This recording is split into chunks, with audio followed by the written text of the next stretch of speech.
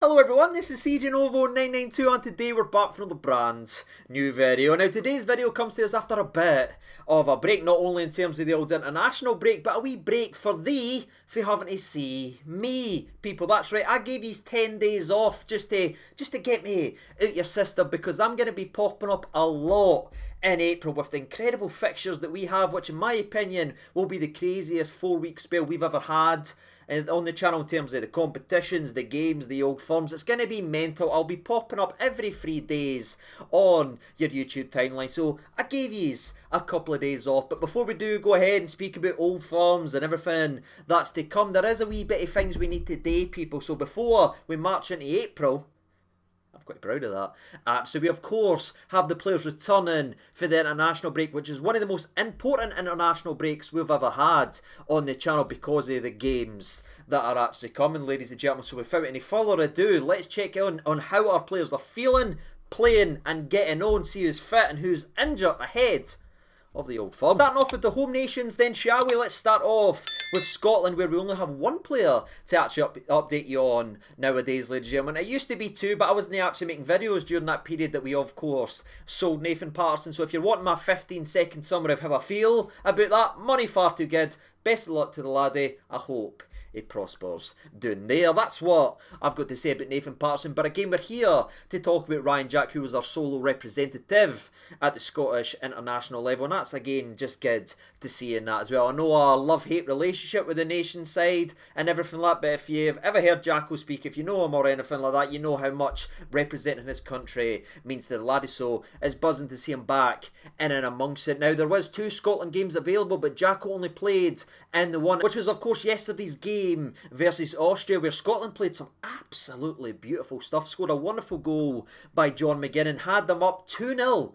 versus Austria round about the 67th minute, where Mr. Ryan Jack was withdrawn from the game. And then, ladies and gentlemen, the game turned like that and it ended up finishing a disappointing 2-2 draw, and that especially being 2-0 up with 15-20 minutes to go, to taking Jack off, to conceding 2 goals at the 15th minute. That shouldn't be a surprise to any Rangers fan because we know what Jacko brings to a team. Now, I know there's a lot of people that start chase and want to talk about this and talk about that and everything like that, but they don't understand what players like that can bring to the game of football. But we, of course, know, and Jacko was what he always is for Scotland. He was that guy who just keeps everything ticking, who provides the platform for the beautiful football that was actually played, and that's what he done for every single minute he was on for Scotland. And thankfully he didn't play the entire 90 minutes. He was withdrawn in that 67th minute, which keeps him nice, fully fit and fresh for Sunday. So for once, and for the first time in a very long time in terms of Scotland international roundup for Ryan Jack, there isn't any potential worries or frustrations at all. He was used sparingly,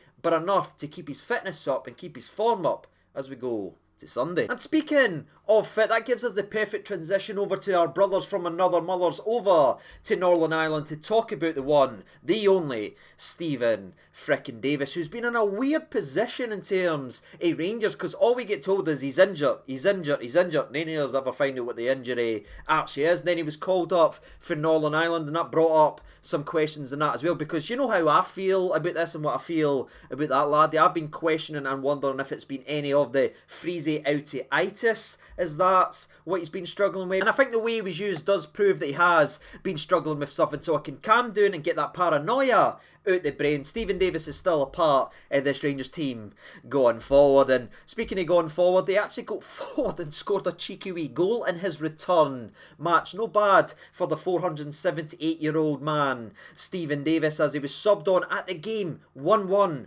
versus Luxembourg. Popped up the park in the 83rd minute to notch themselves in to a 2-1 lead, which for me, yes, the game eventually did finish 3-1, but to me, he is still the match winner. He did change the game. Now, you could say it's bias or Stephen Davis, Glaciers or that, but someone, when you come on when it's 1-1 and you notch yourselves into 2-1, yes, you might eventually win the game 3-1, but the match winner still the unit gave you the advantage. So Stephen Davis is still doing it, ladies and gentlemen, which is always good to see. And after that substitute appearance that resulted in a goal, he went ahead and started the next game for Northern Ireland, and unfortunately it didn't quite replicate the same success as his first game, as it was a very disappointing overall game, I would say, as they went ahead and lost too hungry. So aye, that's disappointing, but again, the main thing is Davis was getting more minutes, he was representing his country again, and once again for me, he never ever lets his international team doing as he went out there and performed the best he could for the 61 minutes he was on the actual pack. There's a lot of substitutions round about the 60th right now, and that continues the longer you watch today's video. But now it's time to move down and to the left, depending on how you're actually looking at a map. It's now time to go ahead and speak about Wales, and this is the first time that Wales has been part of the Rangers international roundup since, was that 3-4 years? Oh my god, is it? Since Declan John was at Rangers? Oh man, that's before I became a grey mess. Now, painful self-reflections and all that to one side, we're of course here to talk about Aaron Ramsey, who for me is one of the most important talking points going in to this weekend, and one of the most important things to discuss from the international roundup, because you go ahead and you look at Aaron Ramsey's performance in the one game he played for Wales, which was the must-win game versus Austria in the playoff. This man went ahead and played the entire fricking game and absolutely had a fricking blinder, people. I'm telling you, I'm spoiling the rest of the video for you right now. Who was the best performing Rangers player during the international break? It was your boy Aaron Ramsey. But is that the thing that's getting reported and talked up and promoted by the Scottish media? No, it's all about his potential injury crisis and all that absolute tin pot nonsense. But throw all them away, alright? They need to do that clickbait pish to try and justify calling themselves journalists, right? Forget about them. Aaron Ramsey went ahead and had a game during this international break. It was just unfortunate, maybe for the headlines elsewhere,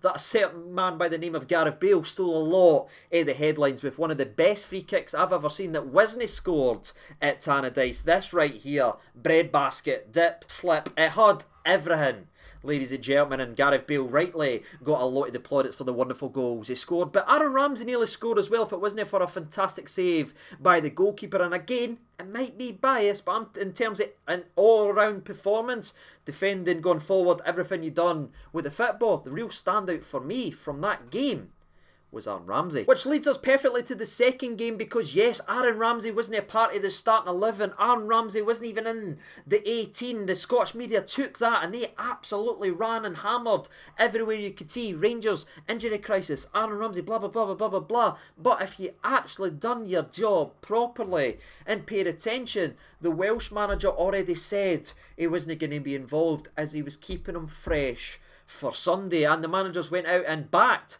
Aaron Ramsey by coming out and pretty much saying the reason he wasn't involved, once again he's had to explain himself, that he wasn't involved to keep him fully fit and fresh for the weekend, as he's got to look out for the clubs as well. So shout out to Mr. Page, by the way, looking out for the clubs. We greatly appreciate that. But of course, all this brings me to one of the most important questions I have for the watching today's video. Does Aaron Ramsey start the old form for you? He's red hot in form, he's just had a blinder, he's fully fit, he's rested, he's ready to go. He has been managed brilliantly by the Welsh international setup to make him available for this game. So for me, again, no chance of sways of that, but he has to start. What about you? Let me know down in the comment section below, and again I'll explain why I think he needs to start. We brought in the likes of Aaron Ramsey for this exact game on Sunday. These types of games, these must-win games of football, where you have to go out and you just have to win no matter what. Go and bring someone with the quality and the talent in Aaron Ramsey. If he can put up a performance like he did for Wales versus Austria, then we'll be in a very, very, very good chance of winning that game. And again, the way he's been managed, and brilliantly managed by the Welsh setup, for me, opens the door and puts him right into the starting 11. So that's where I would go, ladies and gentlemen. Aaron Ramsey is here for a reason, and the reason is hopefully Sunday. Now, whilst you're hopefully getting your thoughts and opinions out there, because again, there is no right or wrong answer, so if you feel it's a different way of that, let me know down in the comment section below. I'll give you a couple of quick little updates regarding some of our players, because of course we have Barisic, who played one game for Croatia and actually played the entire game of football, and a game that was very, very fiery, and he showed a lot of aggression. He picked up a yellow card, he was getting himself a boot there, and for me, that's what he needs to do. He needs to show more aggression, he needs to show a bit more fight. If he's ever to get get back in the starting 11 and take that mantle for Calvin Bassey. He needs to put in more performances like that. So promising for Barisic. That gives us an opportunity to fly over to Sweden very briefly, as the Swedish manager actually showed some loyalty to our boy Big Phil Helander, who, if you follow these videos or that, he actually had put himself in to the starting 11 for Sweden. All his good work for Rangers and Sweden, his cameo roles. He had finally got himself in the starting 11 for Sweden and was performing. And then that injury came when he was on the form of his life. And again, we know his journey. He's not been at his best since he's came back for Rangers. But the manager showed that he's got some loyalty and brought him on for one of the games. The first game, for Sweden in the playoff game, which was, again, must win. They brought him on with 5 minutes to go just to shore things up. And it worked, ladies and gentlemen. So it was good to see Helander getting that wee moment, because that will mean a lot to him mentally as well, that he was given another little opportunity. I know it was only 5 minutes, but when you've had such a serious injury at such a crucial time in your career, that could be the boost to get him back firing for the club level. That would be absolutely fantastic. And again, maybe Sweden should have brought him on for another 5 minutes, because Sweden was eventually knocked out of the World Cup qualifiers in their next game when they didn't sub on Helander. So aye, karma. But where there will be again discussions and questions about Phil Helander and if he's even starting on Sunday, let's go ahead and talk about the centre back I think that will be starting alongside the left back, who I think will be starting. And controversially, did I say that right? I think I actually did. Someone I think should maybe drop out the starting 11. Let's go over to Nigeria. Now, this is all over the news, so you've probably heard a little bit about it, so I'll not go into too much detail. But Balogun and Aribo played and started in both games for Nigeria against Ghana, in a game which was a must-win game to see who gets to the World Cup. Now, the first game finished 0-0 in a game of football that Balogun's getting a lot of positive write-ups. Aribo, not really, people. But to be fair, it's not just Aribo's kind of dip in form that's to blame for that. If you saw how he was actually used and how he was played, a more restrictive,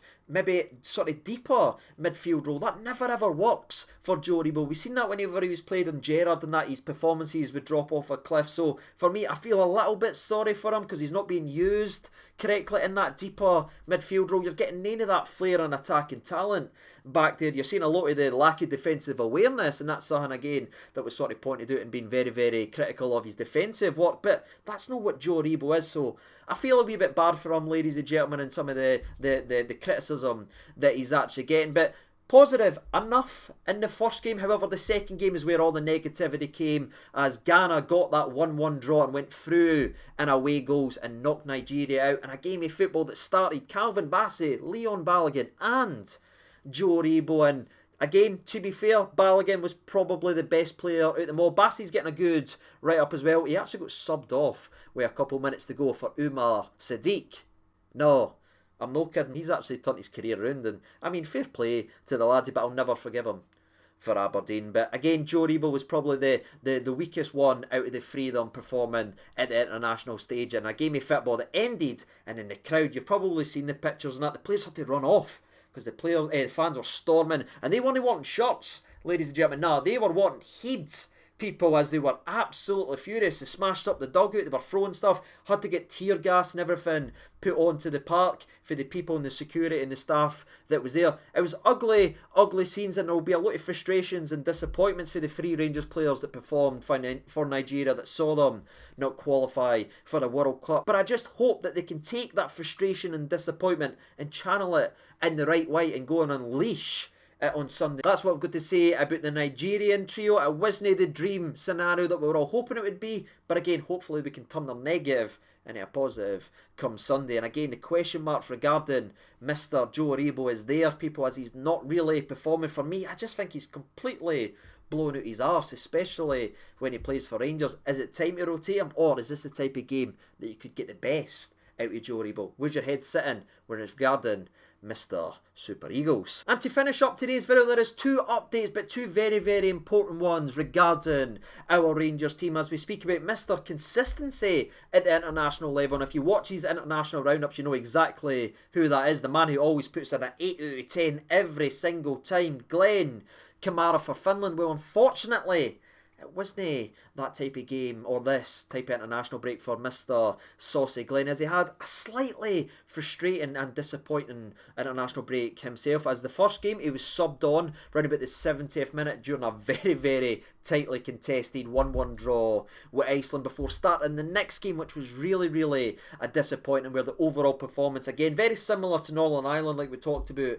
earlier, where it just didn't work well. They went ahead and lost 1-0 as well in the game that he actually started. And we didn't get to talk about Saucy Glenn tons and wee magical moments. It never quite happened to him for this one. So hopefully, again, he can take that frustration, because it's the first time internationally for a long time he's not played well coming back to Scottish football. So I'll be interested to see how he performs in the next game. But last but not least, ladies and gentlemen, speaking of the next game, we'll have the name that's on everyone's lips and prayers, and that is, of course, Alfredo Morelos, which means we check in briefly at Colombia, because the man flew over there, took part in training. Then it was decided, after he wasn't involved in the starting 11 or bench again, by the way, for Colombia, that he'd be sent back to his club to recover and everything like that. Now, they're talking about the medical because of his fine. If you watch this channel, you know exactly what we're talking about there, and that's got a lot of people really, really worried. Because to me, honestly, despite all the clickbait that's actually out there, I genuinely think there's more chance of Theo Baker starting up front for Rangers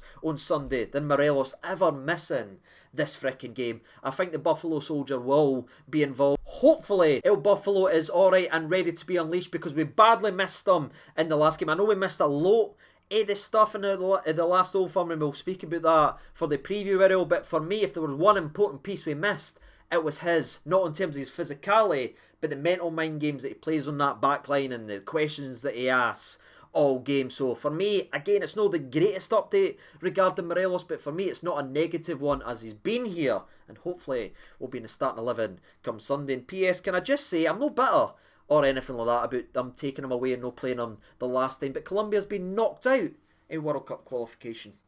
That's what he's get for calling him up and never playing him. But that's all I've got to say. That's the international recap done and dusted. We know how important this period is for the football club. That's the updates on the players, who's injured, who's fit, who's ready to go, and who is performing. Now I've given you it. What do you think, ladies and gentlemen? Who should be starting on Sunday? Let's see some discussions and see some teams down there in the comment section below. And until that preview video, thank you so much for watching. Sorry for being away for a wee while. Just again, I'm trying to find that balance, keeping the heat right and everything like that. So I was just resetting, ready for an incredible month. And until the next video, take care of yourselves, everyone. I've been Sieging over into that has been Rocket Boy Johnson. See you in the next video. All the best and bye bye.